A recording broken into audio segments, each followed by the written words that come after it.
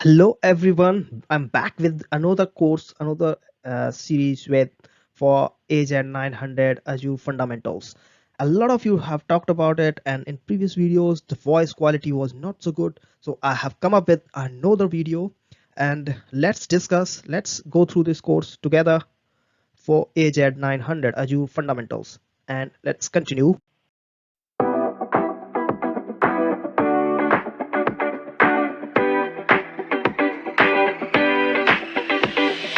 Like, share and subscribe this YouTube channel, and let me know what are your suggestions after watching this video. Based on the previous suggestions, I improved the voice in this video, and I hope you like this improvement. If you finish this course, you can also go for Azure AZ 900 questions asked in the in the certificate exam. You can watch that video as well. Thank you and enjoy the course. So in this course, the first thing is we are going to talk about Microsoft Azure Cloud Concepts and Introduction to Cloud Computing. This is the first topic of AZ-900. So let's continue. Introduction to Cloud Computing and Advantages of using Cloud Computing. In this chapter, we will talk about introduction and advantages. The first one is Introduction to Cloud Computing. Cloud computing is the delivery of computing services including server, storage, database, networking, software, analytics, and intelligence over the internet, which is called the cloud, to offer faster innovation, flexible resources, and economies of scale. Essentially, it's a model for enabling on-demand access to a shared pool of configurable computing resources, and these resources could be services, applications, or solutions that are delivered and consumed in real time over the internet. So if we talk about Stone Age, if we talk about the past before cloud computing era, where we used to have our own servers. In those servers, we used to have some of the servers used for DNS, some of the server used for web, many files, utilization, firewall, yeah, many different types of things they used to do. And for each of the things, we used to create a separate server or a computer or system, whatever you call it, a computing device, let's say that. So we used to have a lot of computing devices which were bought in advance, and still the problem was some of them were utilized 30%, but some of them were not at all utilized, 8%, 3%, 5%. This is nothing, and this is waste of resources. And 25% is still not much. 20, 12, 13, not good. And some of them might have been utilized like, okay, 80, 100, 90, which then reduces the performance. So in nutshell, if I talk about them, they were not at all good utilized. Let's continue.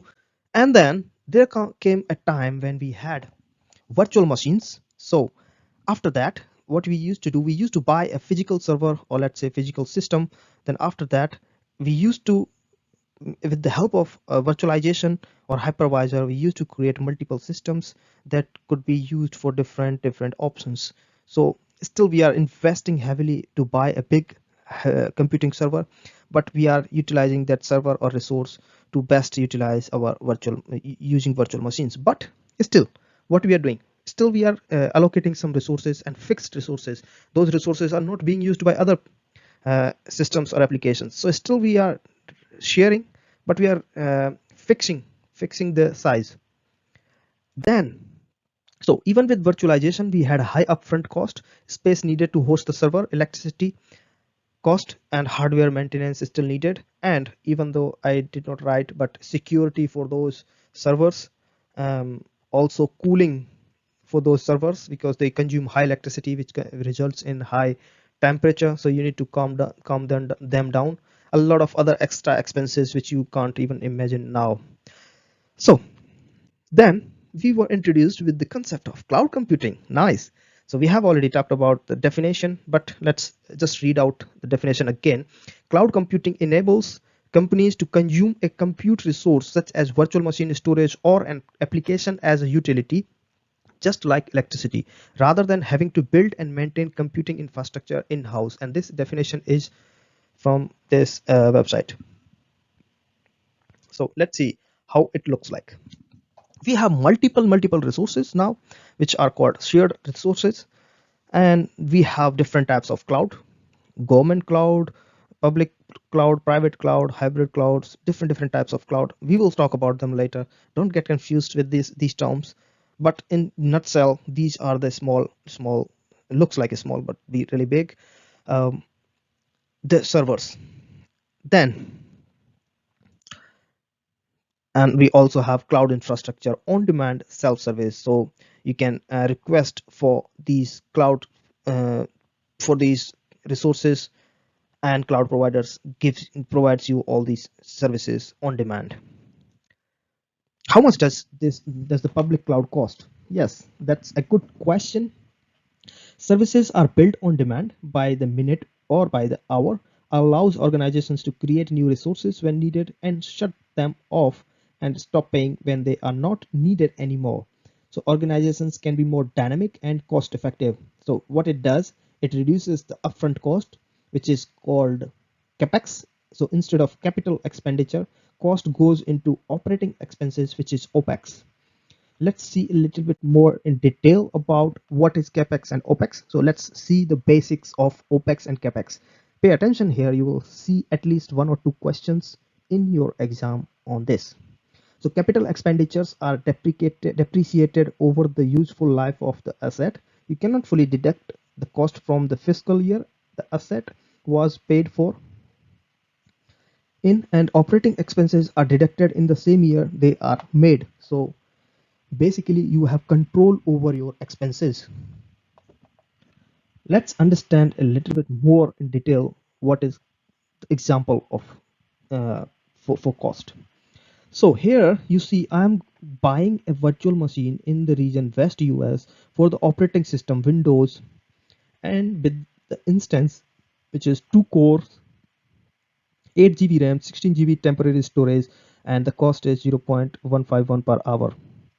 But then if I come to the billing option, you see here I have pay as you go, which means I pay for whatever I use. So saves this, and then I have reservations, which is 33% saving and 55% saving, which is 3 years reserved and 1 year reserved. So with save up to 70% on pay as you go prices with 1 year or 3 year reserved virtual machine instances. Reserved instances are great for application with steady state users and applications that require reserved capacity. So you can save up to 72%, but here it just say 55%. And okay, yeah, then you can also save on your Windows Server license, right? Because you already have a license for your Windows, or all the big companies, they do have licenses for their Windows operating system, so you don't have to pay those things again. So you can reuse them, and then you can have some benefit there as well. So this is the example of OPEX and CAPEX both. You will see this in exam. So if you are paying for your virtual machine as pay as you go, then it is OPEX. But if you are going with reserved instances, of course you are saving some money. So 33% if you reserve it for 1 year, for 3 years, 55% saving. But then you are reserving for 1 year or 3 years. That means you have to pay for it no matter how much you use, right? So you save money, but then it converts to capex, still cheaper than the old way of capex. But you might have these questions in your exam if it is capex or opex type. Let's continue. Then we have the scaling rapid elasticity example. So we have scaling possibilities in Windows services, in virtual machines, or all the other Azure services. You can do it automatically or you can do it manually. You can define some rules. You can define some rules for automatically scale up your application or scale out. So scaling up means you create the same instance again of the same resource. You mean like same second instance of the same resource. So if there are multiple, there is traffic, you create multiple resources, and that traffic is distributed to those resources. And then scale out means completely creating a new system with extra power. So don't get confused with these two terms, but yeah, scale up, scale out. And this is why it is called elasticity, because then your application is elastic and can act automatically. That's why it is elastic. If you define automation rules to scale up or scale down, then you can or scale out or scale in, then your application is elastic. And as I just said, that you can define these rules, and these rules are based on the metric or on a specific instance count. So you can define some type of metric, meaning the amount of CPU users, let's say for Windows service, or number of requests on an app service. Depending on the type of resources, you will have some metric, and based on that metric you can decide to scale out, scale up, scale in, scale down. And in this case, you have a rule where it says add a rule that increases instance by 1 when CPU percentage is above 70%. Pretty easy, pretty good example, right? Let's continue. Reliability. Cloud providers take care of high availability and disaster recovery generally. I'm saying generally here because most of the resources comes come with this possibility, but sometimes you have to act upon it and you have to activate it. So it's not by default given. Sometimes, or most of the times, you have to activate it as well. But you have the possibility to have high availability and disaster recovery. Of course, it is not free. That's why I'm saying you have to activate it. That's why they don't give it by default, because this will increase your costs, high availability and disaster recovery. But you have the possibility, and it is way cheaper than on premises. You also have so high availability local failures such as disk, power supply, etc. So this is covered in high availability. So what happens when your data center has some local failures such as power supply cut? Then you have another server which is active, and you can utilize that server for to have high availability. But what happens when there is a disaster, natural disaster, fire, flood, earthquake, so that your whole data center goes down and you don't have any possibility to switch on to another server within the same data center? And how do you recover the data you lost during those disaster events? Well, there are many ways we will talk about them, but Microsoft or cloud providers, they do provide you options to recover your data, which is perfect and way cheaper for any cloud user.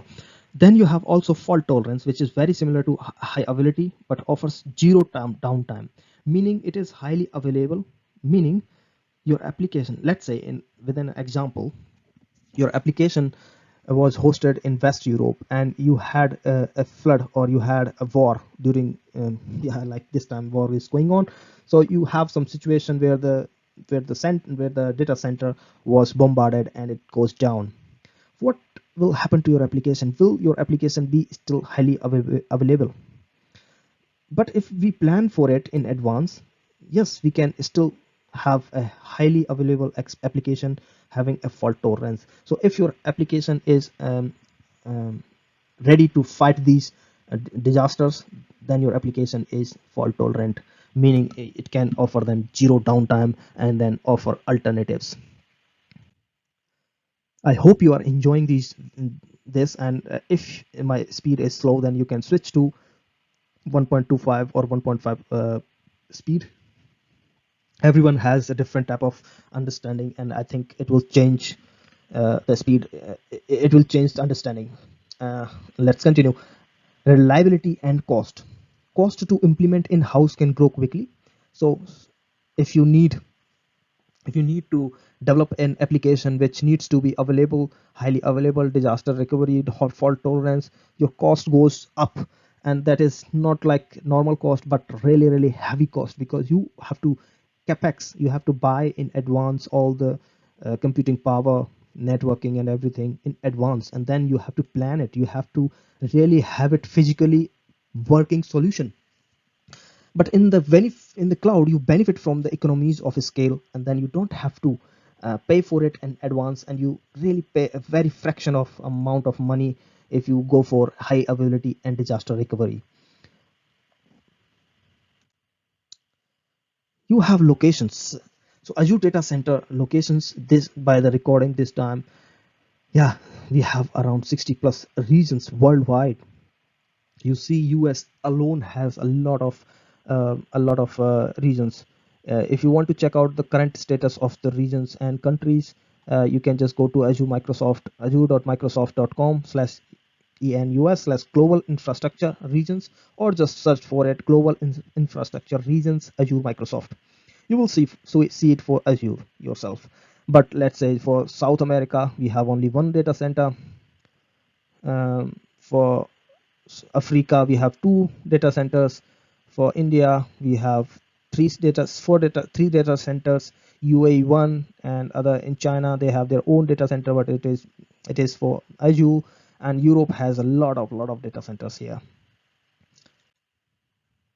So the conclusion is, the organizations can consume computing resources as a utility. So you don't have to buy it as physically, but it is something like subscription based. So you just subscribe for it as you subscribe for Netflix and you watch the movies. Same for cloud computing, you just subscribe for it and enjoy the show. Also, advantages are rapid elasticity, build per second, minute, hour, reliability, and economies of scale. So that was for the first chapter about cloud. Let's continue. Understanding types of cloud services. This is a second chapter for AZ-900 Azure fundamentals, and in this chapter we will talk about types of cloud services, computing services, infrastructure as a service, platform as a service, software as a service, and cloud computing services scenarios. Let's continue. So type of cloud computing services. We have three type of cloud computing services: infrastructure as a service, platform as a service, software as a service. To understand these things properly, I will explain you more in detail what is infrastructure as a service, what is platform as a service, and what is software as a service.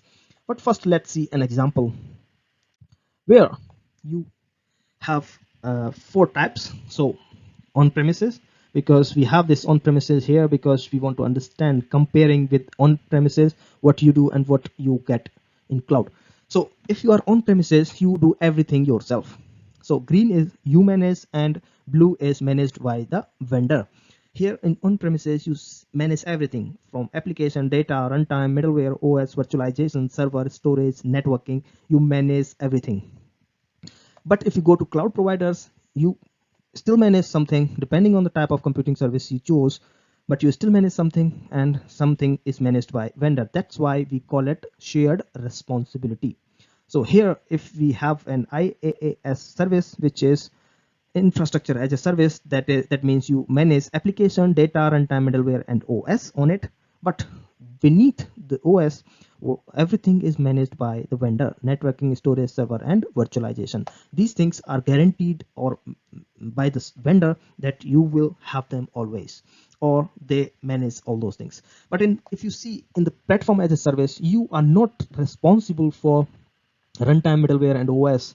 Everything is given to you already. You just care for your applications and data, and that's why these are the most types of services used these days, because developers just want to work what they like the best, which is developing new applications, developing the best applications they want to do.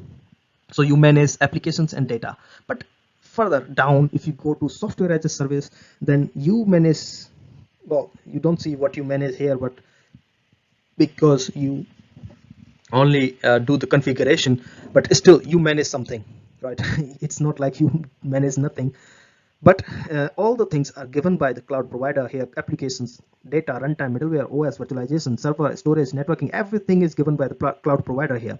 So you manage you manage only the configuration part, which is not given here, but you everything else is managed by the cloud provider. You will have definitely 2-3 questions based on this to differentiate which service is what type of service. To answer those questions, you just have to come back to this diagram and remember it. There is no other way to answer those questions. Just remember, just focus, just remember this diagram and answer comparing those things with this diagram.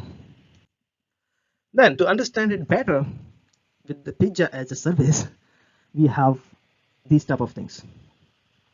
Same way, if you uh, for the on premises, if you make a pizza at home, you manage everything.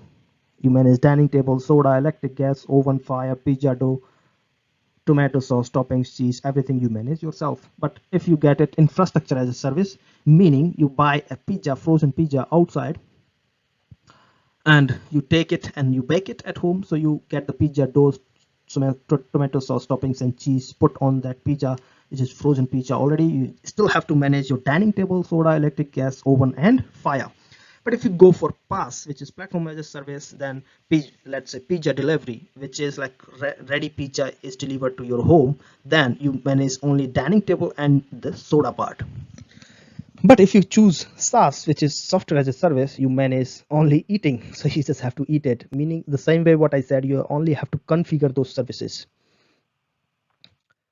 So most popular cloud providers for infrastructure as a service, we have uh, Microsoft Azure, Amazon Web Service, Google Compute Engine, blah blah blah. We all have those. All the cloud providers are providing IaaS.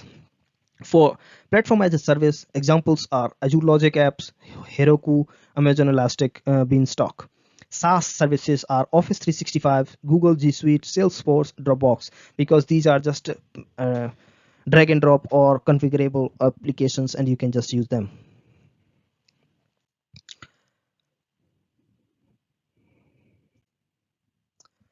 So, for some more cloud computing services by Microsoft, if we talk about them, we have Azure Compute, which is virtual machine, Azure Storage, which is again IaaS, Azure Logic Apps, Azure Functions, Azure Web Jobs, Azure Automation, which is PaaS, and then you have SaaS, which are SharePoint, OneDrive for business, Microsoft Teams, Power Platform, and that's it. Power Platform are for, let's say, for managers. So we have cloud computing scenarios. What are the cloud computing scenarios? You can have common IaaS scenarios where you have do test and development, storage and backups, high performance computing, big data analysis. For these type of things, you still need infrastructure as a service, but not always. These are just scenarios which, and then these are just the overview of those scenarios. Might be in detail. If we talk about the specific project or application, it will further, if we tear down it to three or third or fourth level, we will see them. Maybe they are PaaS services, but just an example, in test and development, storage and backups, high performance computing, big data analysis services, we have infrastructure as service scenarios. For PaaS, we have analytics or business intelligence development frameworks are generally PaaS services. And SaaS services are gain access to sophisticated applications, mobilize your workforce easily. You might have those scenarios with SaaS, like having a Windows 365, just configure and use, and then your employees can directly use it. So in this chapter, we talked about types of cloud computing services and cloud computing scenarios. And that's the end of this chapter. So the next chapter is understanding cloud computing development models, Microsoft Azure and the cloud computing deployment models. The first one is the different types of cloud computing deployment models. And those models are public cloud, private cloud, hybrid cloud, community cloud. Let's understand one by one. So what is public cloud? Cloud services provided by a third-party provider. Hardware can be shared amongst multiple clients. For private cloud, hardware is only used by a single company, which often owns the hardware and data center.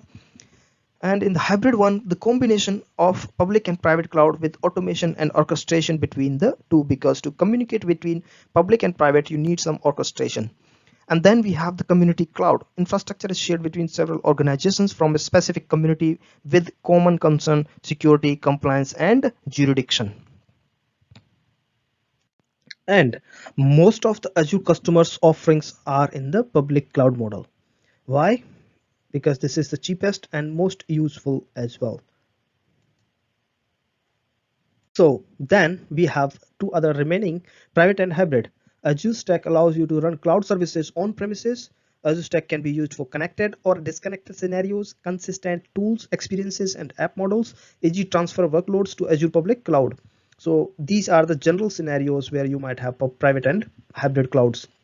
So let's say you have an on-premises application that needs to transfer the workload on public cloud, then your application will become hybrid.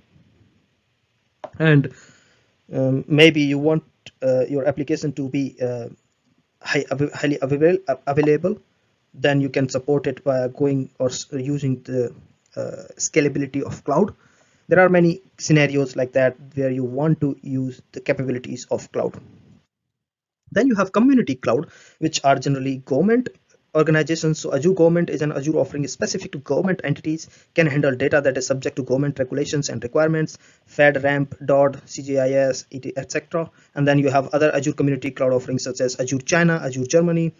If I talk about Azure China is handled by another company, and Azure Germany is specific for Germany, which is because Germany has their rule that their data cannot go outside the boundaries of Germany. So these are the types of cloud. So if we conclude this chapter, we talked about public cloud, private cloud, hybrid cloud, community cloud. We also talked about different types of computing deployment models. Next is Microsoft Azure services and concepts and understanding the Azure architecture and management. What do you understand by this picture? Just pay attention and look at it. You have a cloud, something like cloud here, and you have something, a binary or something here, a blob or whatever, and you have another one here. Then you have this scenario. What do you understand by this then? Then you have this scenario. What do you understand by this then? And then you have this. You have a server connected to a specific company. You have another server connected to a specific company or enterprise or whatever, and same here. Then you have this scenario where your things are tightly coupled with the specific company and server. So what do you understand by this then? To clarify this, the thing is, you have your offices here, you have your offices here, you have your company's offices here in this region. You want your applications to be available everywhere, highly available and good latency, so that your like Netflix, you don't want Netflix video to what do you call that, you don't want its video to buffer when you are watching a series. It is, believe me, it is the worst experience you might have then. So that is the power of cloud, that you can make best use of your application, reach to the best customer you need to, and make best use of cloud. Let's continue and understand it a little bit more in detail. So overview, we will be talking about Azure Data Center, Azure Regions, Availability Zones, Resource Groups, Azure Resource Manager, Azure Resource Manager templates, Azure Service Health, Azure Monitor, Azure Mobile App, Azure Advisor. Let's talk about Azure Regions and Availability Zones.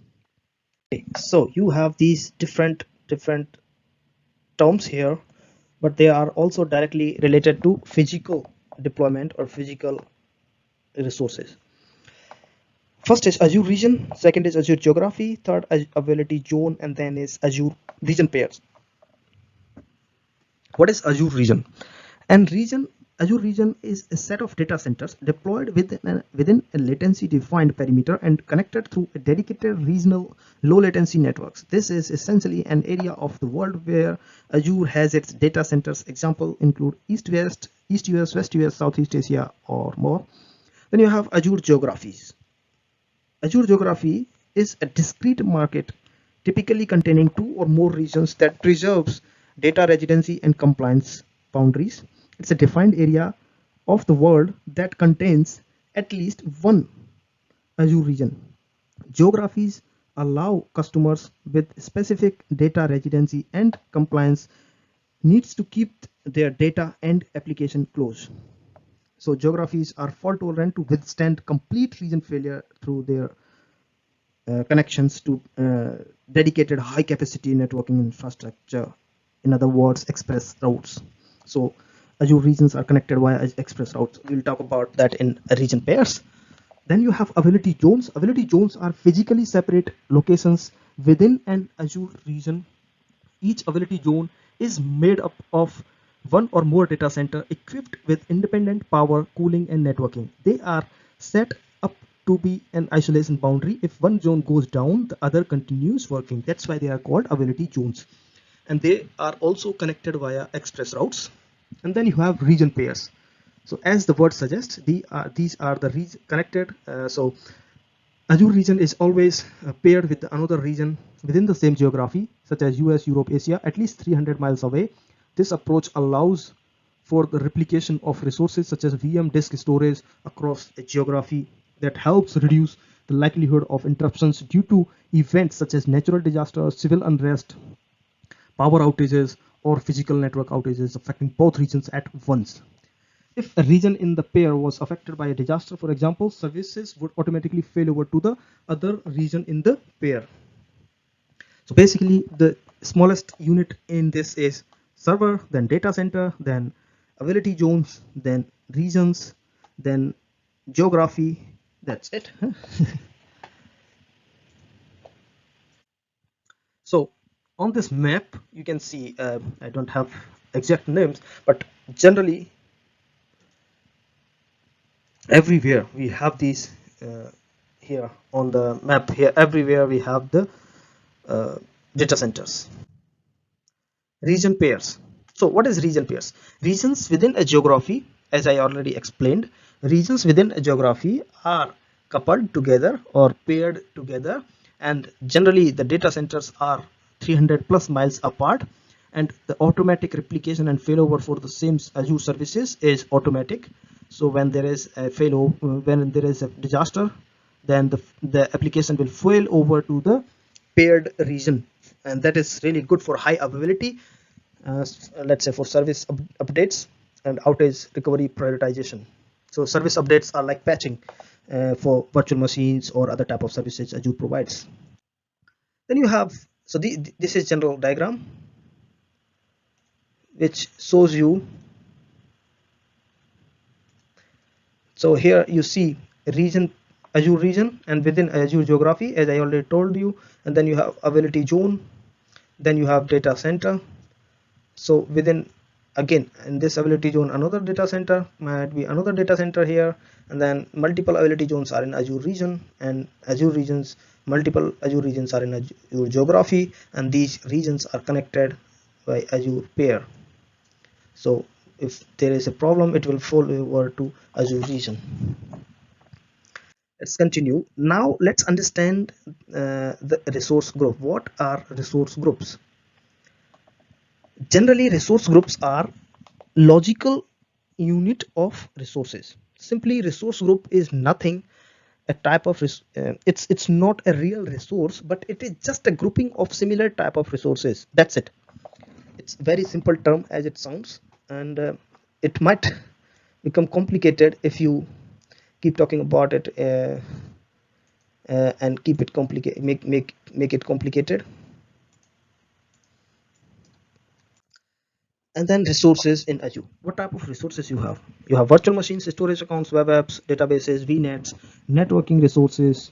Nowadays, you also have artificial intelligence and machine learning resources, which you have Azure OpenAI as well. Different type of resources. The list is not only this one, but a bit bigger than this one. These are just example of those resources.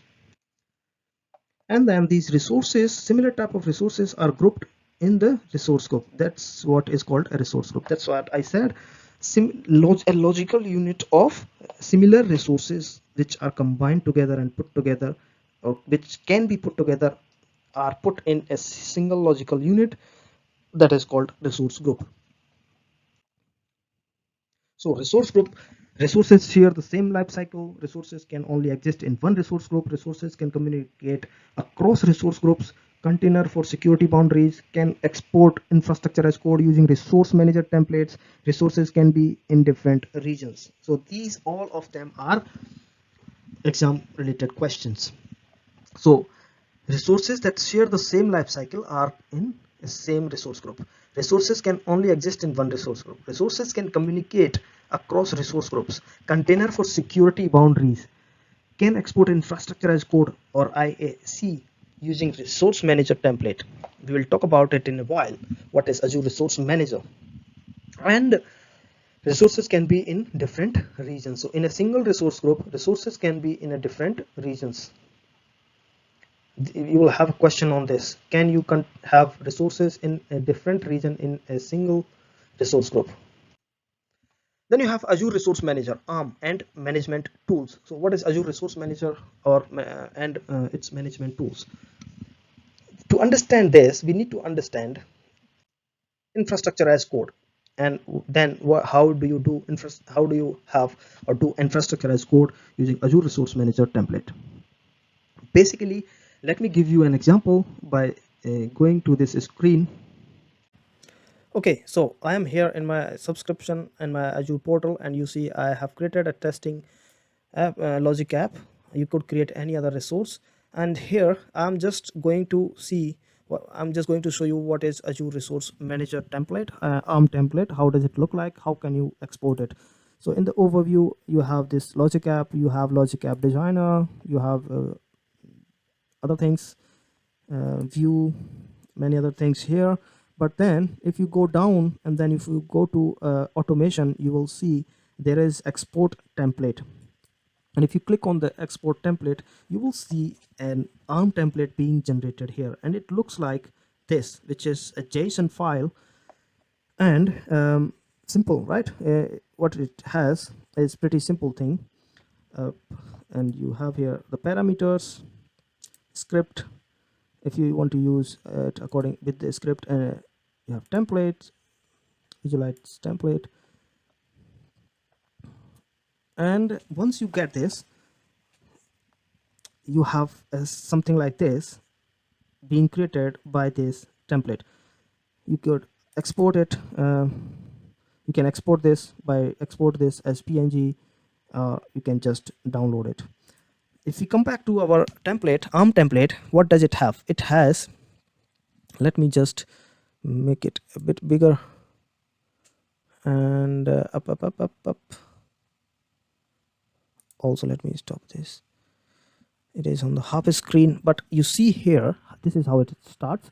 So we are using a schema here, which is deployment template from the type, which is from 2019-0401, and this is the schema stored in Azure Management.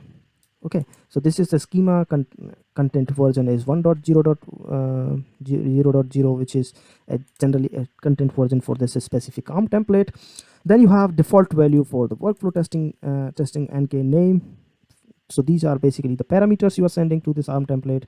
Then you are sending no variable here. You are using these resources.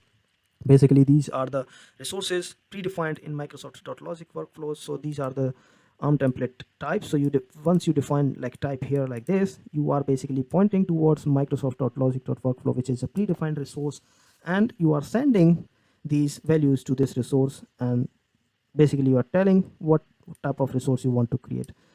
Different types of resources might have different types of values, but basically the concept is you send few parameters, variables, type of resources, dependencies to Microsoft Azure ARM template manager, and that handles the rest by creating a deployment for it. So that's for it. Let's continue to the video. So once you have the ARM template, now what you want to do? You want to deploy it using your CI/CD pipelines, manage it, combine operations for combine different IT operations in it, and then you want to manage your infrastructure using your code, so that no dependency on circumstantial problems. What does circumstantial problems mean here? Means here is let's say you had a bug in your production environment.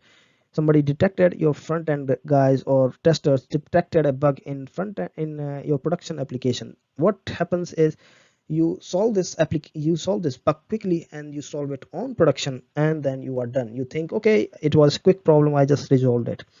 What happens after sometimes when you change something, and your infrastructure changes, you no more remember what you did previously to fix a certain bug, you have to do the same thing again, and you might waste another 2 3 days, 1 week or 2 weeks in finding solution for that specific bug or problem. We don't want that. We want our infrastructure to be highly reliable, and to make it highly reliable, we want it to be uh, documented, we want it to be audited, we want it to be kept for record, meaning we want it via repositories, we want it via code, so that everything you did is still there. Even if you leave the company and you redeploy your application, it is still the same. You want the consistency for your application. So to do that, we come to the solution, which is infrastructure as code.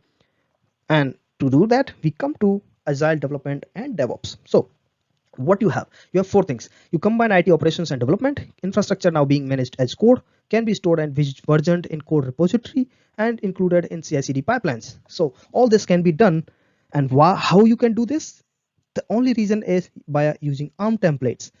The ARM resource, the Azure Resource Manager, and the Azure Resource Manager helps you making your life easier by providing all these facilities, because base for all these things is that you can deploy your resources using ARM template or bicep in or Terraform. That will be a bit more complicated or easier form. If you ask me, I would suggest you to go through bicep templates, and it's way easier than ARM templates. But for now, for this course, we don't have to go in detail. We just have to know what ARM template is, what Azure Resource Manager does, how can you best use Agile development and DevOps using ARM template, what can you do with it. And this is how Azure Resource Manager template look like. So it is a JSON JavaScript object notation, defines infrastructure and configuration for that specific Azure resource or multiple resources if it is joint deployment.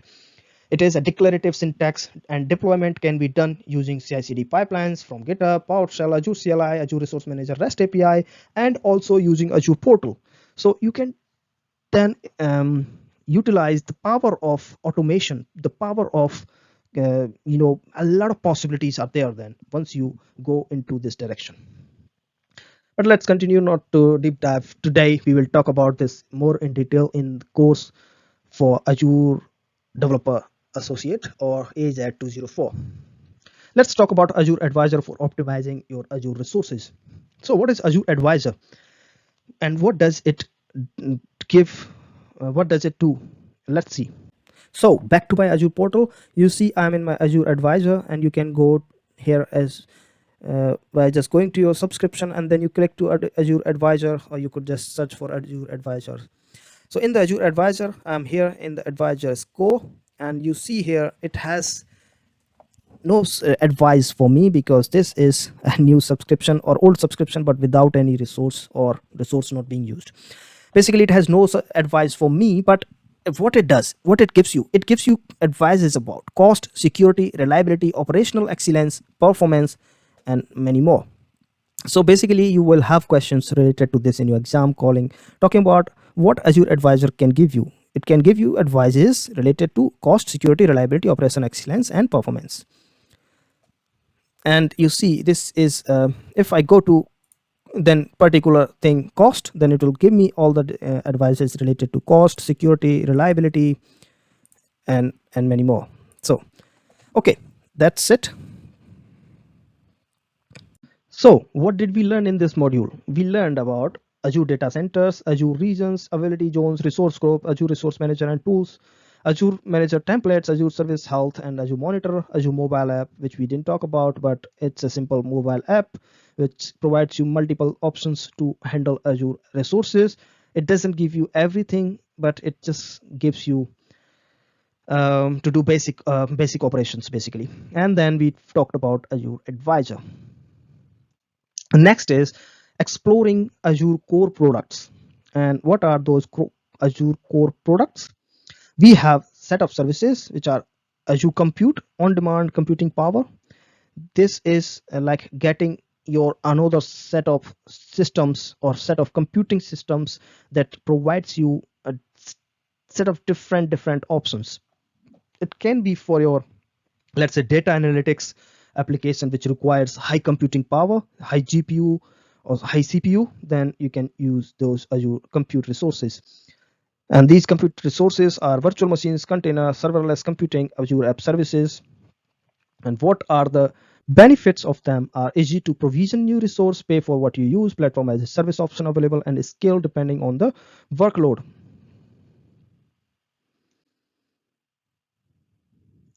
To So what we are going to talk about in this module is virtual machines, container, app services, serverless computing, networking products, Windows Virtual Desktop, Azure CDN. The first one is Azure Virtual Machines in Azure. What is Azure Virtual Machines in Azure? Azure Virtual Machines are simply the same thing as we used to have virtual machines when we had applications on premises. If you don't know what is virtual machine, basically please go and search online. Sorry, but it is the same thing, but it is in cloud. What does it change? What is, if I compare it with on-premises virtual machines and cloud virtual machines? Nothing, except in on-premises virtual machines you have to manage everything for like hypervisors, or basically everything after OS still you used to manage. But if virtual machine in cloud, meaning you are managing everything after the OS.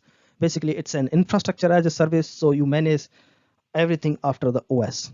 But still some of the virtual machines are managed by Azure, meaning if your virtual machine is a standard Azure virtual machine having the standard Azure virtual machine, standard Azure image, be it for any operating system, it can be still managed by Azure. So the patching for that specific operating system is done by Azure itself as well, or you can do it yourself as well. So basically, as I said, virtual machines are infrastructure as service, full control over operating system, must maintain and patch virtual machines, updating. And when creating VM, you need to know the type of virtual machine, size of virtual machine, and the availability options. If you want it to be, if you want to use the scalable functionality from Azure scalability, then you have to plan it in advance, because then you have virtual machines skill sets.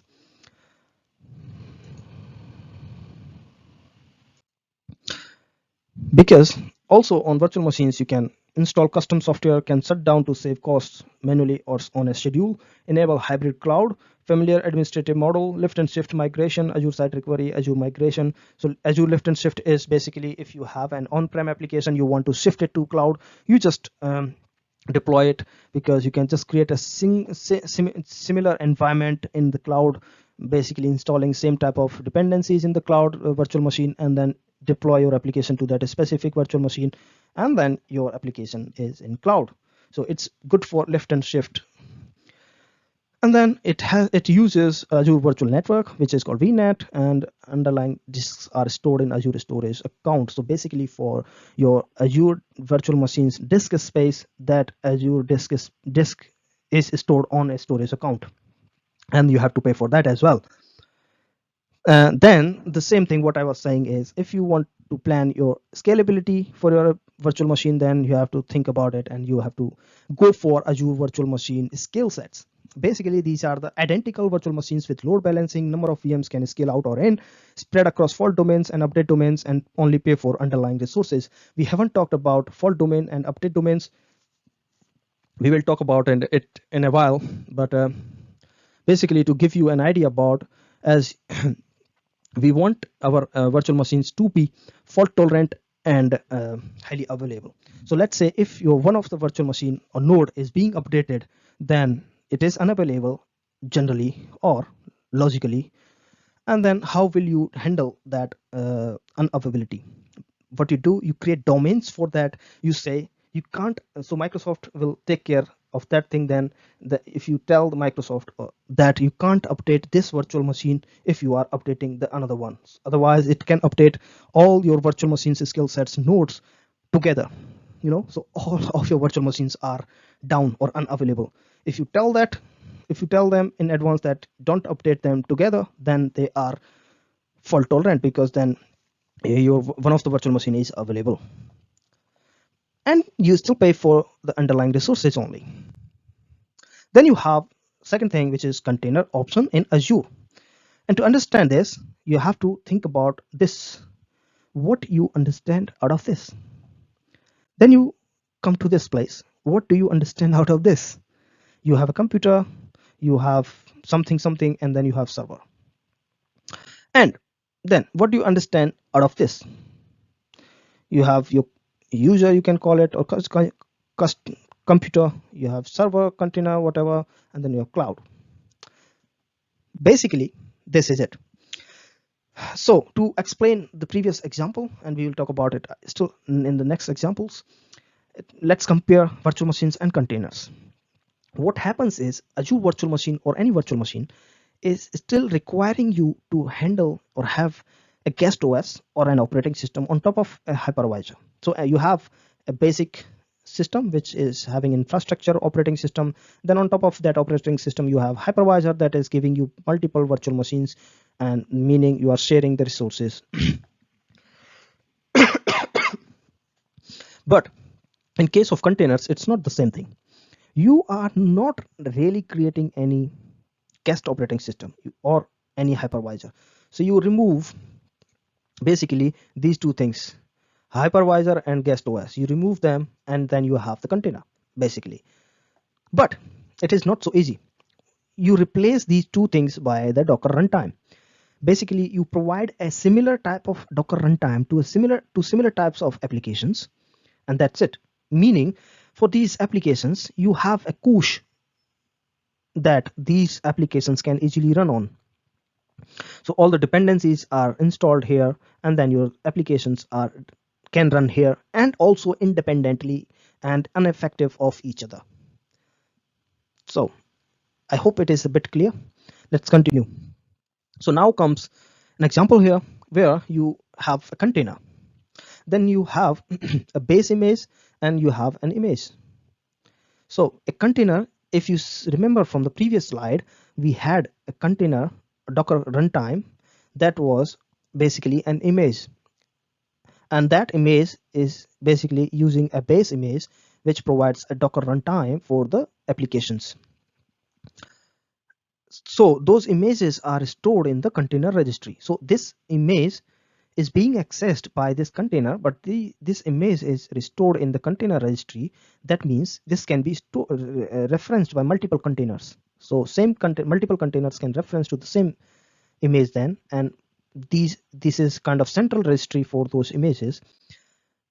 And then this is what actually Docker runtime does. So standard for container format, runtime for Docker containers, open source project. Docker is also a company that evolves the technology, basically providing you the Docker runtime or the container runtime for those containers.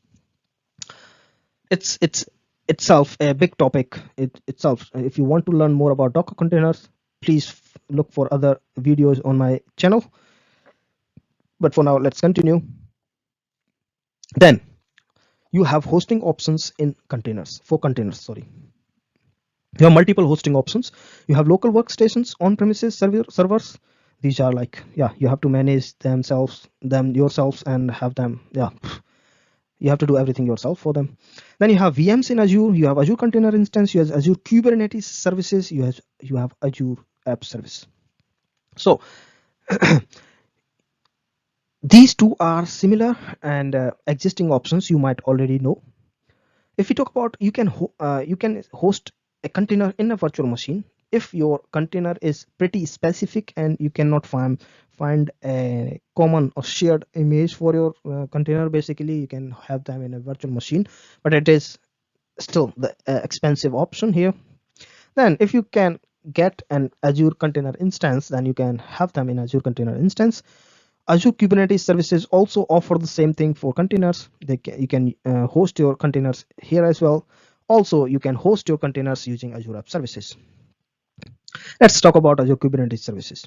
It's a container management system in Azure. Scale out container-based application, monitoring and deploying containers. And they have pods, which are groups of containers. And also they have nodes that are generally virtual machines. So basically, Azure Kubernetes services leverage virtual machine skill sets, and also they have Azure Container Registry and Azure Monitor. Basically, Azure Kubernetes services are a group of all these components. So And again, I have a separate video on Azure Kubernetes services because this topic is still again a really big one. But to make it clear, nodes are virtual machines, and um, pods are group of containers, and it leverages the virtual machine skill sets basically, and it provides the push for, or it supports the container based applications.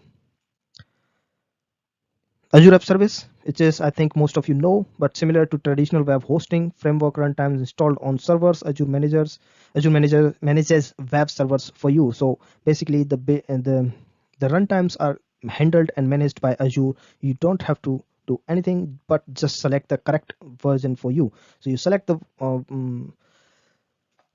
operating system, you select the runtime, and that's it. And you are done with your Azure App Service deployment.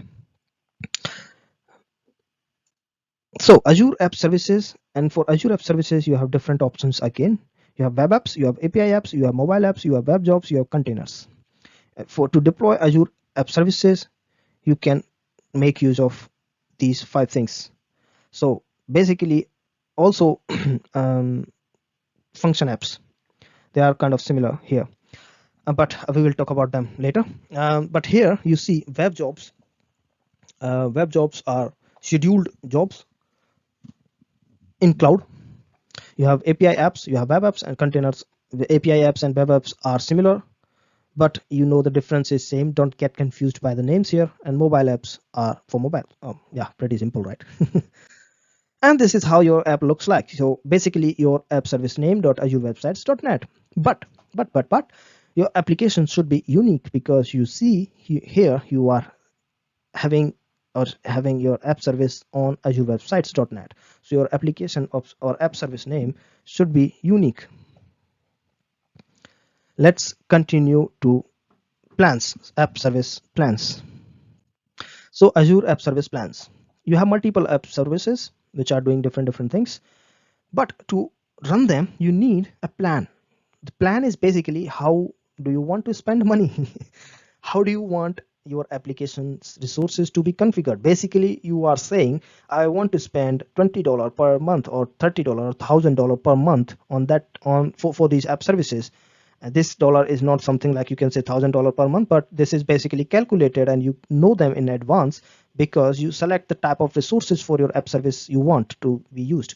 So let's say you have free tier, you have other tiers which are paid, you have premium tiers which are giving you different types of possibilities for compute resources. Basically it's the how strong your compute resource you want it to be. And then that app service plan can be shared within the with multiple app services. So then you have serverless computing. What is serverless computing? Serverless computing is nothing but yeah, it looks like you have no server beneath, but you do have a server, but you don't have to manage that server actually. So you are given with a specific type of server, and you just deploy that fraction of code to it, and that's it. So you have Azure Functions, you have Logic Apps, you have Azure Event Grid. Basically you are not telling Azure to provide a specific server for your resources, but to provide you resources only when you need them. So basically these are stateless applications.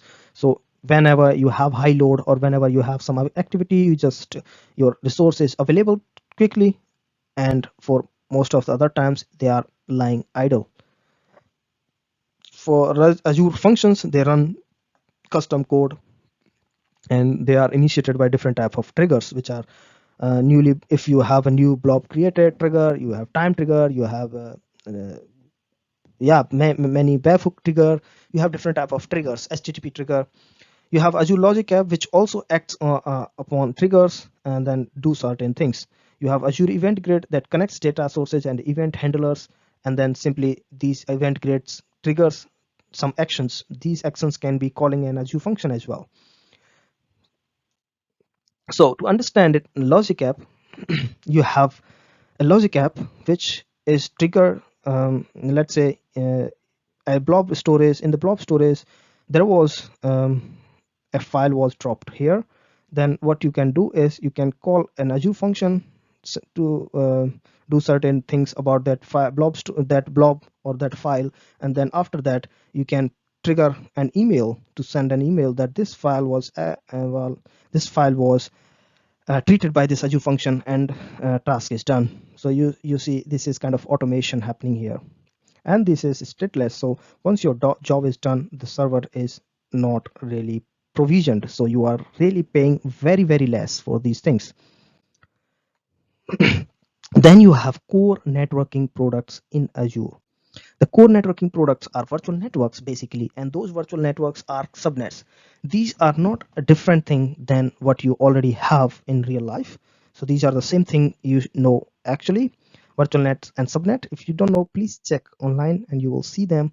But what it is actually, so for a specific virtual network, you can attach a public IP address to it, and then the external world will contact you via this IP address, and then your application will be called based upon the rules there, and then you can maybe you are calling subnet. Your application will be in one of the subnet, and then that's it. So this is basically a good idea for separating of concerns and for networking and security, and then you can pair to virtual networks as well. But to do all these things, what you need is, what is this? Application gateway or load balancer. So let's see in the next example, you have application gateway which is connected to a public IP address, and then through this application gateway it can then connect with the different applications. So that application gateway can do SSL termination, auto scaling, session affinity, HTTP header rewriting, advanced routing, web application firewall. Please remember these seven things. This can happen, this can come, you can have questions related to this in your exam. Application gateway provides you SSL termination, auto scaling, session affinity, HTTP header rewriting, advanced routing, web application firewall. So what happens is your application is being called by this public IP address, and that IP address is connected to this app gateway. That app gateway is calling different applications depending on the routing we had here, and it does also its own web application firewall rules as well. So then how do you connect from on-premises network to virtual network? Yes, one of the solution is VPN gateway. So you have a VPN on premises, then also you have a VPN gateway in cloud, and then that's how your VPN gateway is connected to on-premises VPN, and then this VPN gateway can connect to virtual networks. But you also have express route. If you want the connection from your on-premises to the cloud resources or virtual network to be secure and fast, you have to use express route. And to use express route, you have different service providers. That can be Azure as well, and then that service provider, so you have from virtual network, you using express route, you connect to the service provider express route location, and then this connects to the on-premises, you see. So then let's see what is express route. So express routes are metered data. So for the pricing, they are metered per GB outbound or unlimited, and then you have bandwidths from 50 Mbps to 10 Gbps or 100 Gbps for express route direct, and then you have redundancy secured. Basically, express routes are used for highly secure data transmission between applications and within an organization. So, and then you have NSG. What different thing you see here is NSG, network security group. Basically, you have certain networking rules defined in here, and that NSG can be connected to a subnet. That means all the rules in this NSG are applied to this subnet, meaning all the resources within this subnet will follow these NSG routes. Then same thing for another subnet, and then if these two subnets wants to connect with each other, they will have to define rules on these NSGs, and then these resources can communicate with each other. Even though they were in the same virtual network, they cannot connect if the rule is not defined. So I hope this is clear, but if it is not clear, just go to internet and look for NSG. It is pretty simple thing. Don't just be afraid about it. Look for it and you will find the solution. Then you have Azure Content Delivery Networks or CDN. What is CDN? CDN, Azure CDN is a type of service, which is distributed network of servers. Basically, you have multiple servers distributed all over the world, and you store cached data, minimize latency to global users, offload traffic from the source server, and typically static data. You also have dynamic data using dynamic site acceleration. So basically, let's say Netflix is using Azure CDN. Probably they are not, but we don't know what is their underlying architecture. But let's say they are using Azure CDN, and one user is sitting in India and another user is sitting in France. So, and the main data is stored somewhere in the global network. Let's understand this in the next slide. So you have your origin server, you have your CDN server or edge server, you have point of service, point of presence in Santiago, CDN region is South America, then you have point of presence Brazil and Peru. You have all these things. Your edge server is here, and you're using app services, your web app, your blob storage, media service, custom origin. Let's say this is the Netflix diagram. Then what will happen if the two same user, one from NZ USA in previous example, Santiago and India, access the same website? What will happen? Actually, you have a server based in App Service Canada Central, which is having the main server. Then you have edge servers. So this will USA server will connect to edge server NY US New York server. This is also connecting, and then it will connect to Canada Central and then get serviced. If there is another user which try to connect to this, then this will connect to India edge server. It will look for the content here and then look here. If it is not present here, then this server will deliver the content here, and then it will be delivered to this one. Subsequently, if another user try to access again the same content, that will be present here. So the content delivery is faster. So what is then CDN profile?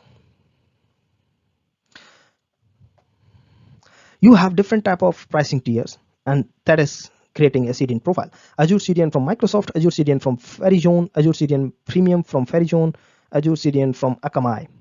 And then these, based on these pricing tiers, you have a CDN profile. You are given an CDN endpoint web.azure-as.1.net, and this is generally the Azure CDN Azure CDN address, azure-as.net. This is your basically endpoint for Azure CDN, and you have another one, myblobs.azure-as.net, and then you can connect these endpoints to your custom domain.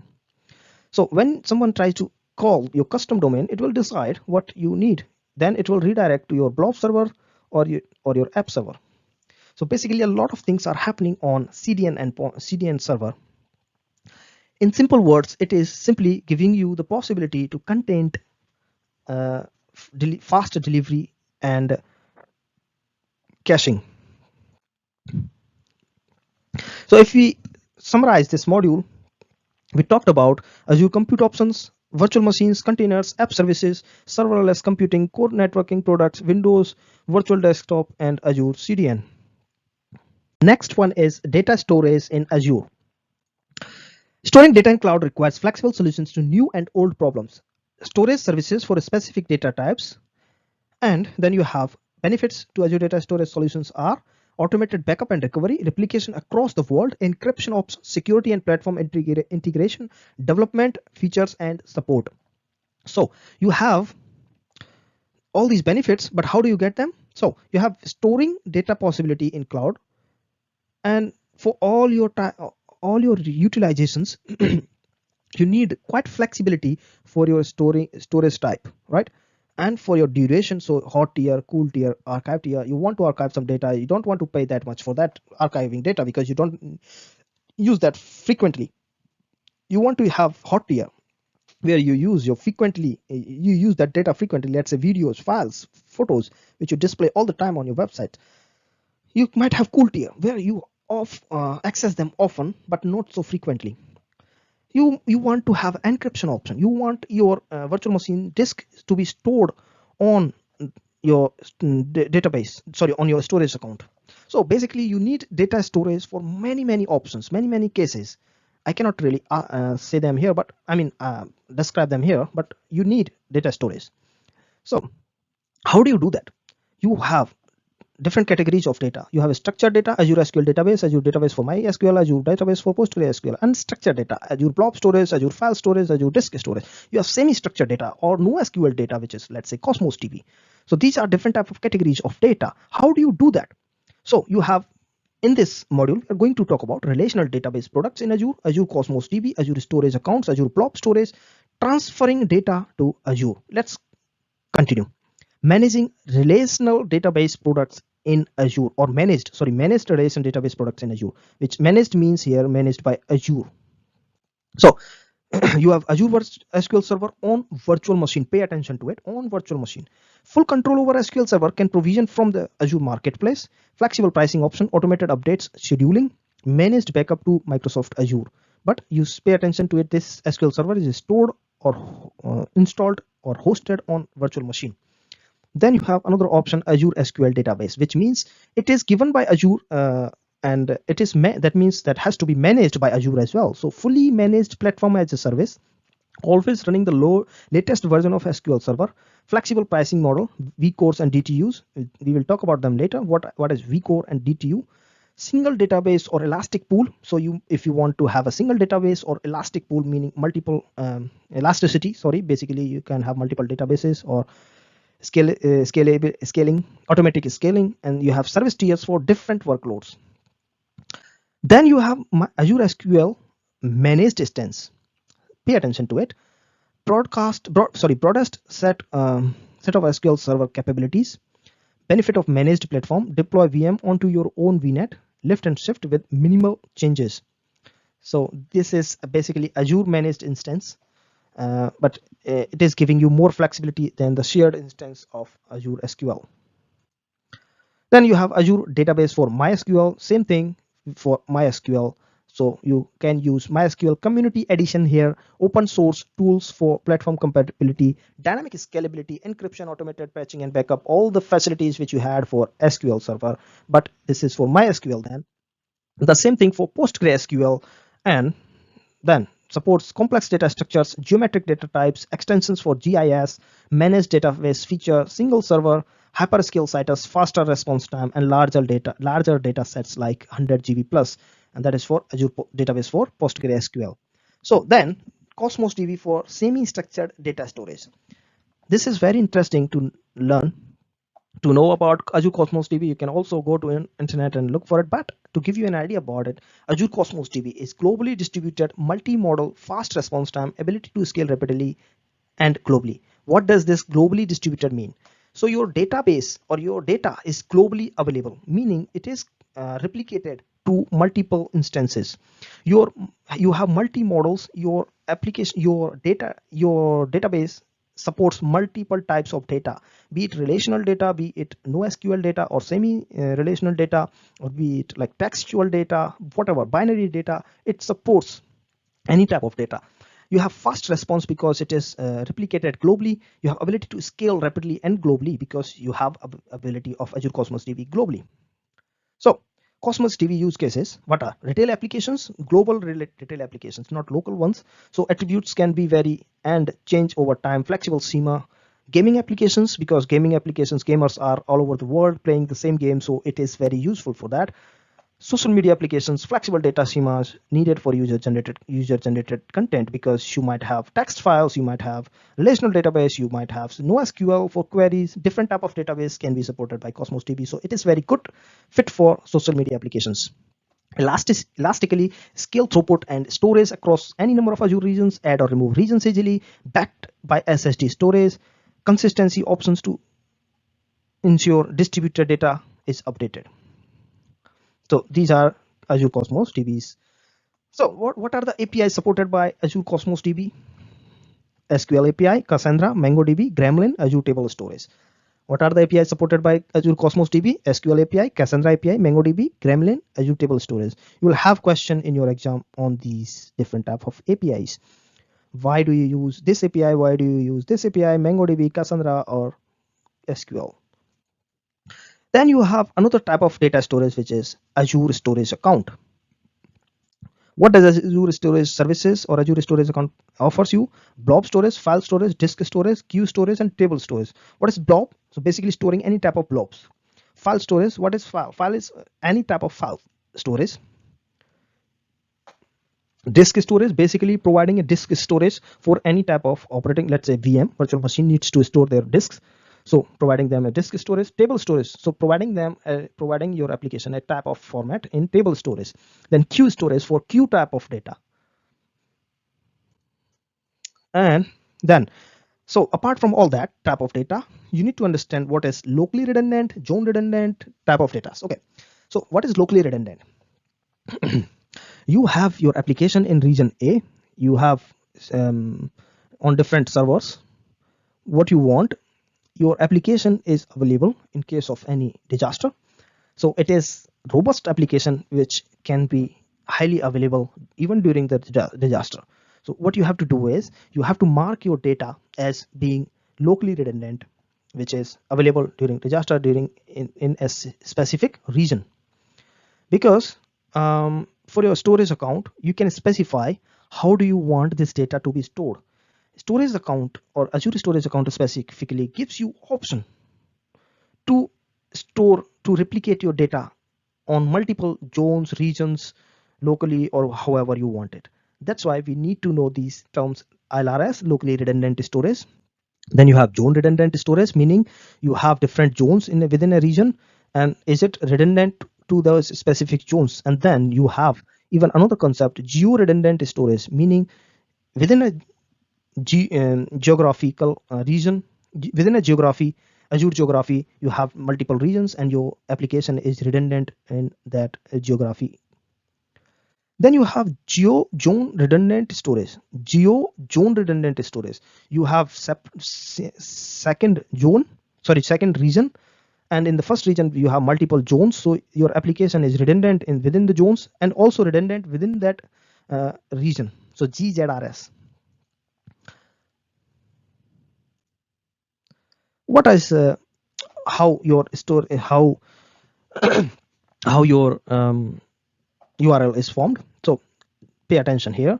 You see core.windows.net. So because these are core products, so core.windows.net, and before that you have type of service, so queue, table, file, blob, and then before that name of that service, my storage account .q.core.windows.net, my storage account .table.core.windows.net. Because a single storage account provides these four type of services, your URL becomes the type of service. So then you have authorization to that specific data. How do you want to authorize your applications to access that data? You have RBAC in Azure AD, you have storage account key, you have shared access signatures. These three are three different things and very useful. Shared access signature is basically a signature signed or created within Azure storage account, let's say, and then signed for a specific duration of time for a specific person. You can even specify who you want it to be used for, I mean group of people or whoever. So basically it's a signature, it's a key that is assigned, that is signed for a specific purpose, specific users. Then you have storage account keys, which is a generic key that can be used anywhere to access that specific storage account. Then you have RBAC in Azure AD, meaning you want to authenticate or authorize yourself using Azure authentication, Azure Active Directory. So how does your shared access signature key looks like? It is a basically SAS token, shared access signature token. So you have a scope to storage account, services to specific blob or file or individual container as well. And then you have start and end validity period for that. And it contains permission if you have read or write type of permissions on that specific resource or a scope. And this is how it looks like. This is simply having a date, time, scope, and the token itself. So programmatic access to the storage account is possible using REST APIs, SDKs, PowerShell, Azure CLI, Azure Storage Explorer, and Azure AZ Copy. So these are different type of programmatic access which are possible to your storage. REST APIs are predefined libraries which are developed already. You can use them. SDK as well. Nowadays you prefer SDKs basically because those are set of libraries you can directly install and use. Sorry, you can install that SDK and which comes with set of libraries which are standard and you can directly use them. PowerShell is really good for, let's say, testing purpose or automation purpose. same as Azure CLI, because these are scripting languages. Then you have Azure Storage Explorer, same for development purpose, testing purpose. You want to see and explore your storage account. Same Azure copy, AZ copy. AZ copy is also really important and good for bulk copy as well. So if you want to copy in bulk your data, it can be really used. So Azure File supports SMB protocol. So attached to multiple VMs, files here with the drive later, good for migration scenarios, file accessible through REST interface, mechanism for restricting access. Basically, these are the files type services. And this is how you can access them. So from on-premises via express route, connecting to the VPN, Azure VNet, and then you can access these Azure files. This is one of the scenario where you might have for your own application from on-prem to accessing the files stored in Azure cloud. Basically, when you don't want to buy storage for your physical storage, you can buy cloud storage and then access them via VPN, which is the most secured way of connection. You might also do that by a sync agent. So from on-prem to Azure files, you can directly connect using Azure File Sync, and you can sync them regularly on schedule basis or time triggered basis.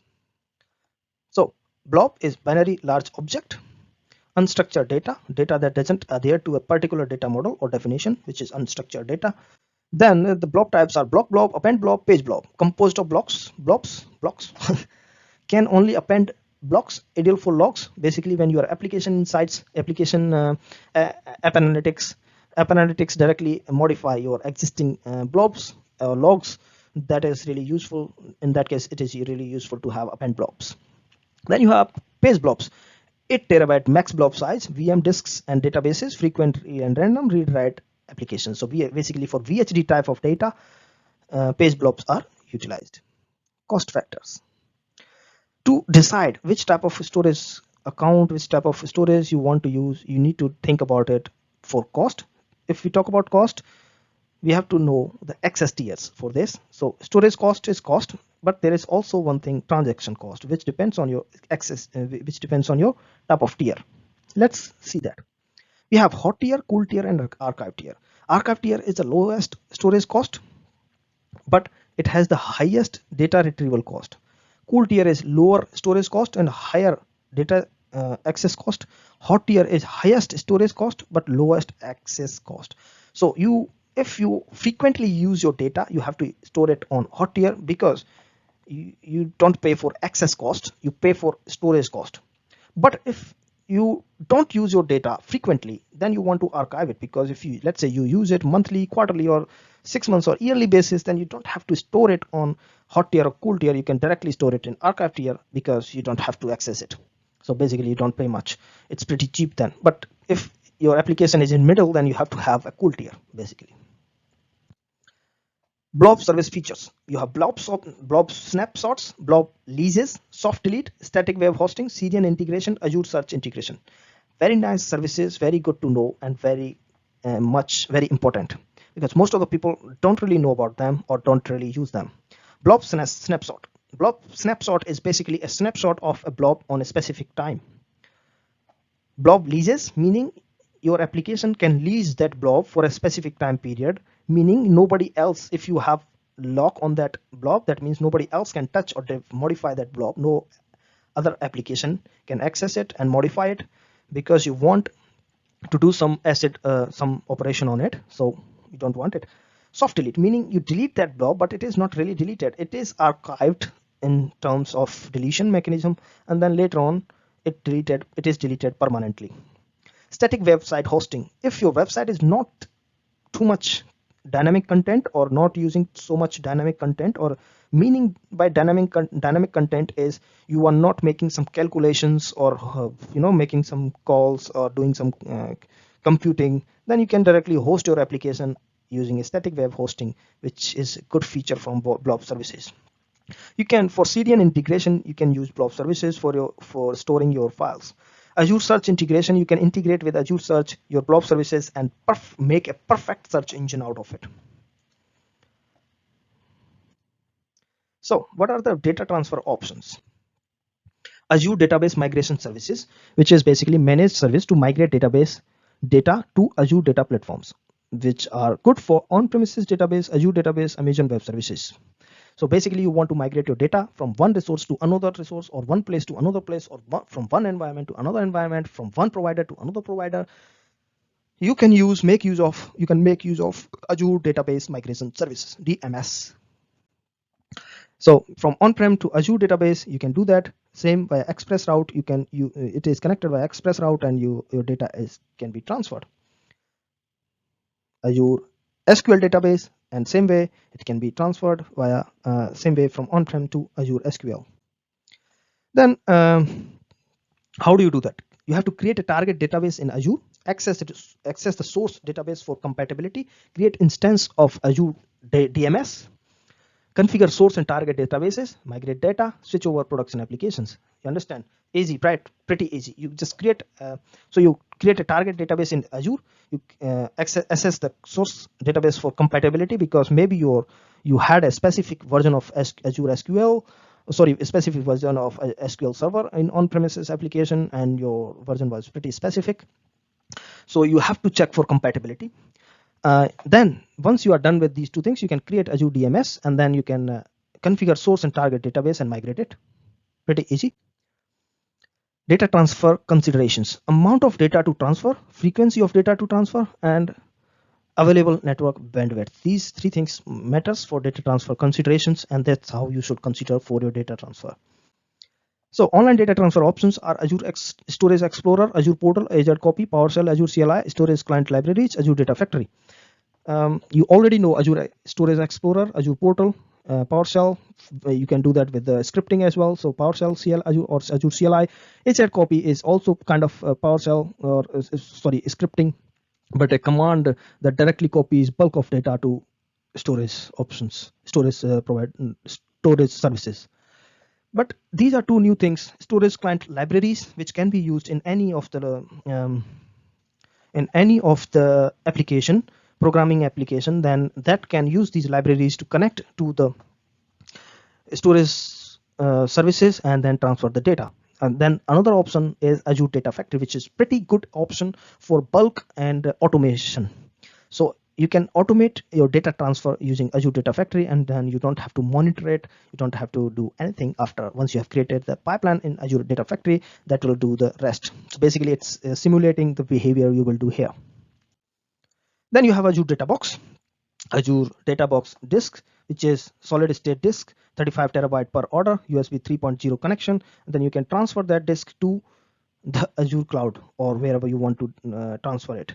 You have Data Box, which is device on network, 30 terabyte capacity, and these configurations, which is very, very rare to use. And then you have another option, which is Data Box Heavy, which is 1 terabyte capacity to transfer heavy bulk data from one place to another place. A secure service from Azure will be provided.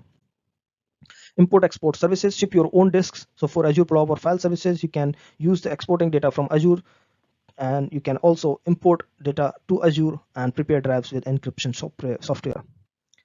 Exploring Azure platform solutions: we have IoT, which is Internet of Things, devices and sensors connected to each other and the internet. Examples are smart thermostat, motion sensor, and security cameras, sensors in manufacturing machines, sensors embedded in concrete, traffic sensors, sensors in street lamps, retail beacons.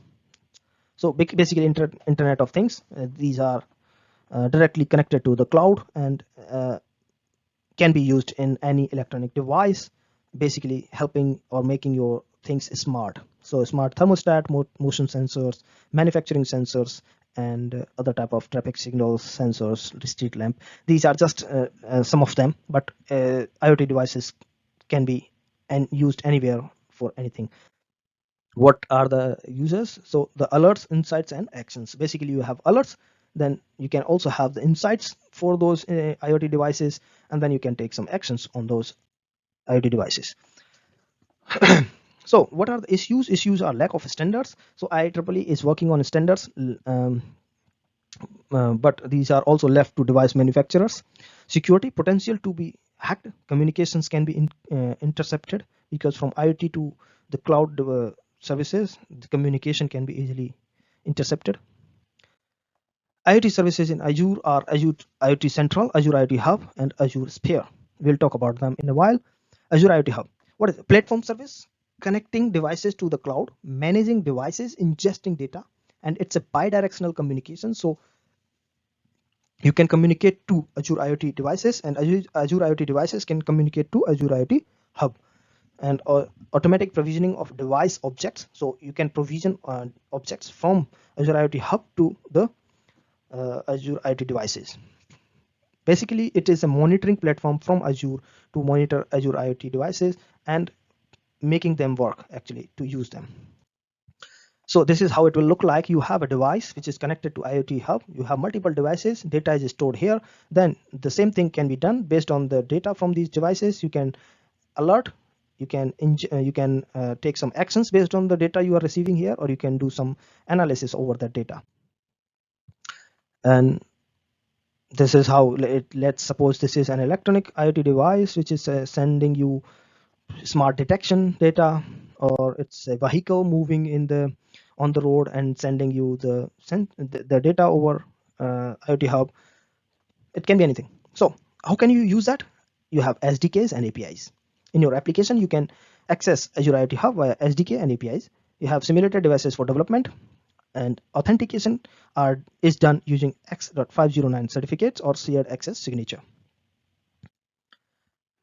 IoT Central. So same thing, managed app platform, faster to start developing solutions, industry specific templates, built-in device profiling.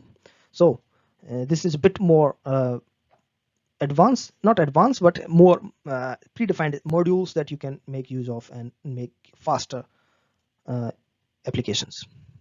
Understanding big data. To understand big data, you have to understand technologies and strategies. We have gather large data sets, organize the data, process the data, gather insights from that data. So basically what you need to do is, why do we have big data? We have to do some analytics over that data, right? That's why, and for that we need to have a technology that can support those things. So to do the data analysis using, let's say, Excel spreadsheet, manipulations and visualizations, data stored in the spreadsheets and not scalable to big data solutions. And for that, let's say for insights part, you have different types of data. Maybe it is coming from sales, marketing, risk management, product design, supply chain management, planning, and safety. Different type of data is coming in, but from that specific data, you want to derive some conclusions. To derive those conclusions, you need to do the big data analytics. And how do you do that? Before going in detail, we need to understand the 3 V's of big data: volume, velocity, and variety. Because volume is too big, right? The data is too big. The velocity also needs to be good. It should be fast. And you need to support the variety of data, be it logs or database, relational database, NoSQL database, or text format, anything. It has to support all the type of variety of data, and that's how you come up with a solution for big data. So the categories of big data processing then are ingestion, persist, analyze, and then visualize. You have to ingest the data, meaning you collect the data and ingest it to the big data processor. You persist it, you analyze it, and then you visualize it. You have multiple tools to visualize that data then, and those tools are pretty easy. Just connect and play. Ingest, extract, transform, load, ETL, modifying, categorizing, filtering bad data, validating data often stored as raw data. Azure Data Factory, Events Hub, IoT Hubs, SSIS, Azure Synapse, Kafka, SD Insights. These are the type of ingest you can use for ingesting your data. So Azure Data Factory, which can bring data from different type of sources. You have Event Hubs, IoT Hubs, SSIS, Azure Synapse, which is another analytics solution, Kafka, which is for SD Insight. And to persist it, you need a data warehouse, Azure Synapse, distributed live file system, and Azure Blob Storage. And then to analyze it, you have batch processing, so splitting, mapping, reducing, assembling. Hadoop, which provides these things for using MapReduce, and Apache Spark. And to analyze it, you also need, for real-time processing, you have Spark, Apache Storm, Kafka, Azure Stream Analytics, which is real-time data analysis. The languages mostly are used are Python and Scala. SQL, Java, and C# are secondary used languages.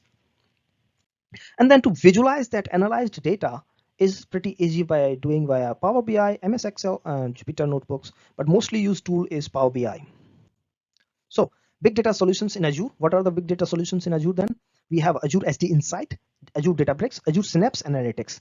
These three types of services are present in Azure to do different type of data analytics. Depending on your requirement, depending on your type of data, depending on your complexity, you can use these services. Databricks is mostly used. Then nowadays Azure is trying to force or improve, let's say improve Azure Synapse Analytics. So this is also being used a lot. SD Insight, open source analytics tool, Apache Hadoop is used for that. Cluster of compute nodes, on demand, scalability and auto scale, integration with Azure services for building analytics pipelines. So it can be integrated with Azure services. Because it's an open source tool, it is widely used by many other users as well who are not really using Azure. For Azure SD Insight features Hadoop distributed file system, MapReduce for batch processing, also support Apache Spark, supports familiar open source tools, supports newer development environment tools.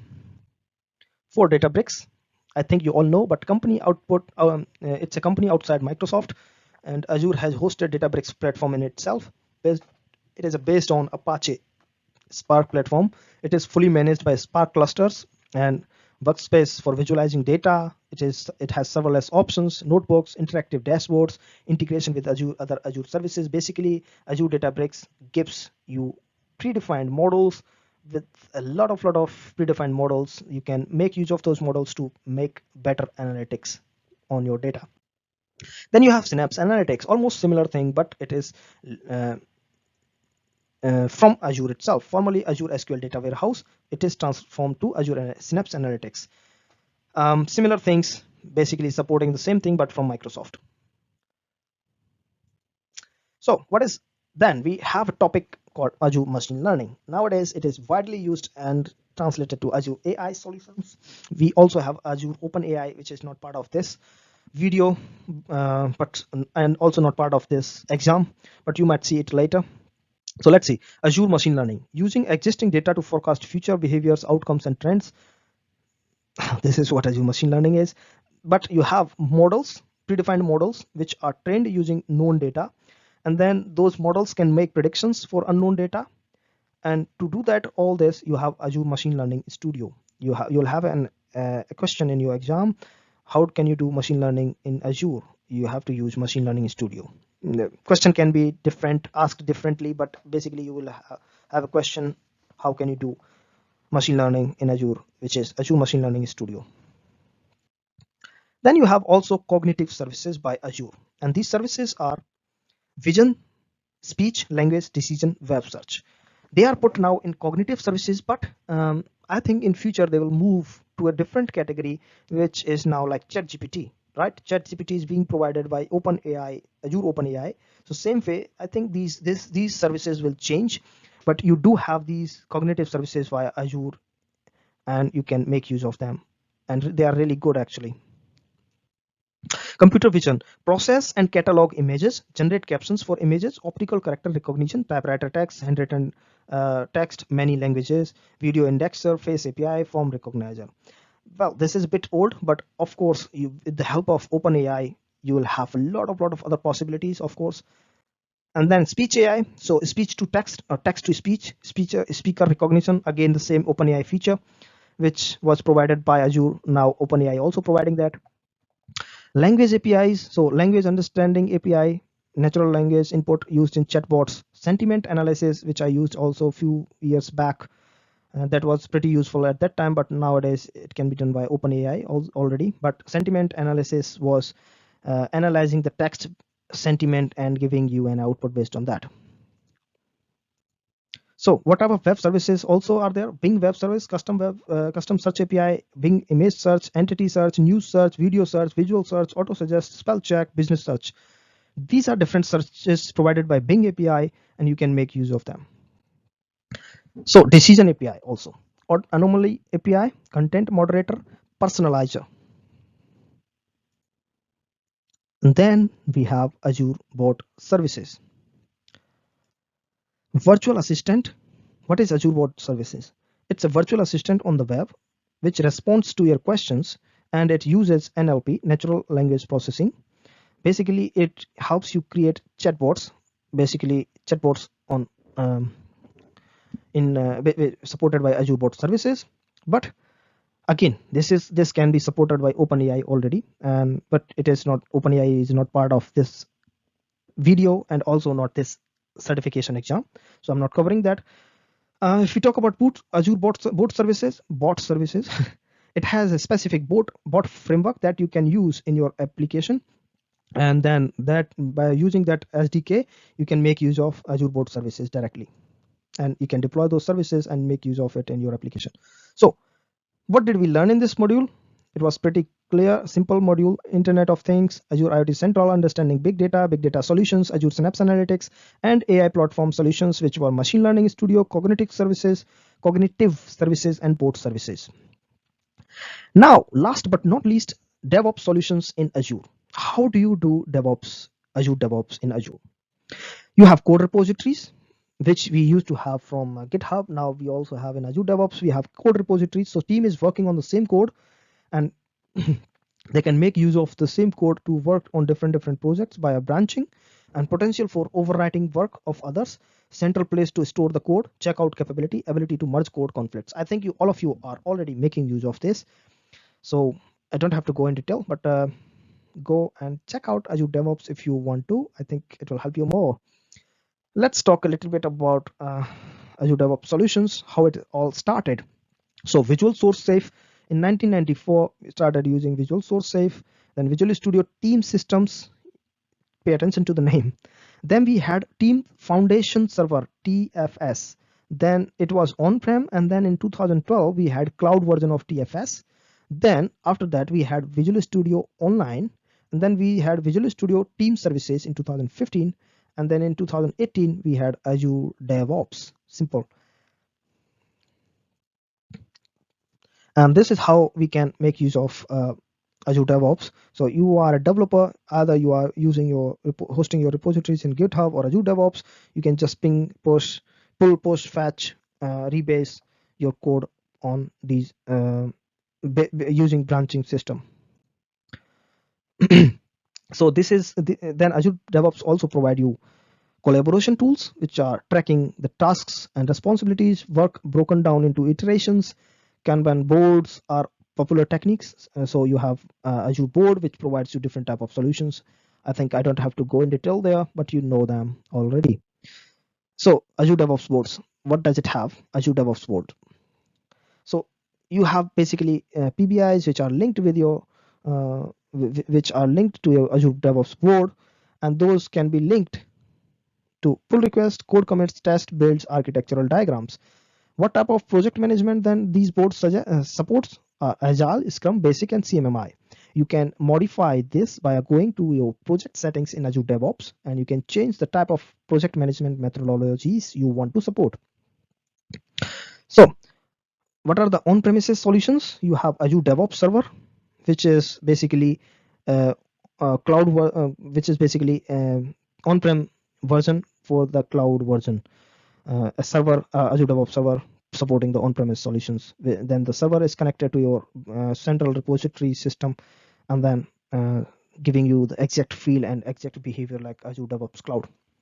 You also have GitHub Enterprise, which is slowly which recently bought by Microsoft, and they are slowly moving away from this. I don't know what is the future of this, but we are. Tell me in the comments if you know what is the future of Azure, GitHub Enterprise. But yeah, this is just a simple enterprise solution from the GitHub. To talk about this, we talked in this module, we talked about Azure DevOps and GitHub, DevOps pipeline and GitHub Actions, and Azure Dev Test Labs.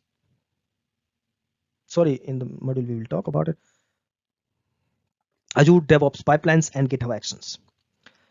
So what are the type of pipelines? You have continuous integration and you have continuous deployment. What is continuous integration? Continuous integration is simply integrating your code, meaning from the branching system to integrate the changes done by a developer to the main branch. You need to integrate them. But do you want to block all the developers and then integrate the code, or do you want it to be integrated seamlessly and not let the other developers be affected by it? Of course, the later option, right? So that's why we want to use continuous integration. Then after the development, after your changes are merged, then you want to deploy the changes to the server. You want to deploy your changes, you want to deploy your infrastructure, then you want to have continuous deployment. So, and that too without affecting the existing application. So that's what we need to do for CI/CD, continuous integration and continuous deployment. How do you do that? You have Azure DevOps pipelines. So for that, you have build type of pipelines and you have release pipelines. And those pipelines are defined using YAML files, and that those YAML files pulls the code from the Azure repositories or external repositories like GitHub, then run some tests in the on that code, create report within that pipeline, and then publish those artifacts, and then publish ARM templates to create resources in Azure. Or not, if not this step, we can directly publish the artifacts and then directly deploy to our infrastructure.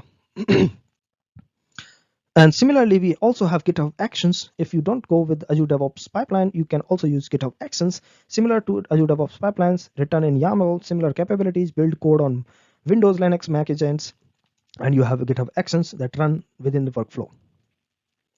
To summarize the course, what we did talk about in this module was core Azure architectural components, which are Azure management tools, Azure resource available in core resources available in Azure compute, networking, storage, core solutions available in Azure IoT, big data analytics, artificial intelligence, and Azure DevOps GitHub. That's it. Sorry for a bit sloppy end of the course, but you can understand this was a long course. That's why I need some water. But thank you for watching this video, and please provide your feedback in the comment box below and let me know what do you want as next video. Thank you for watching Tech of the Day, and have a nice day, evening, or night. Bye bye.